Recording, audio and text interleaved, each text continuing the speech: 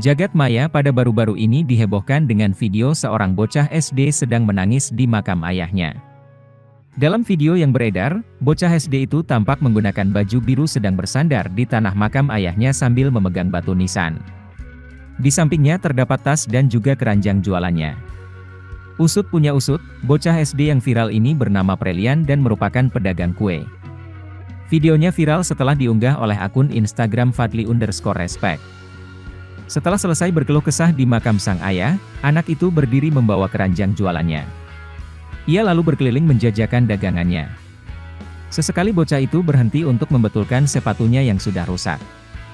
Jempol kaki bocah itu sampai keluar karena sepatunya sudah rusak. Walaupun sepatunya rusak, dengan semangat dan pantang menyerah bocah SD ini terus berjalan untuk berjuang. Tak selang beberapa lama, bocah laki-laki itu duduk di pinggir jalan untuk istirahat. Saat ditanya, bocah itu tampak menangis karena dagangannya belum laku.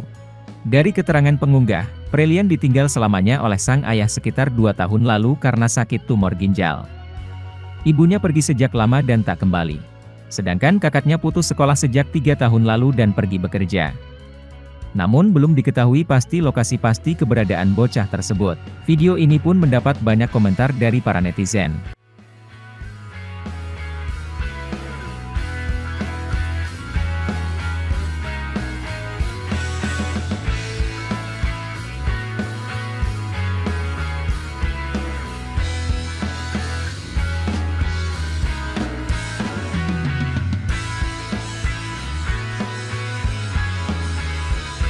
Terima kasih sudah nonton, jangan lupa like, subscribe, dan share ya!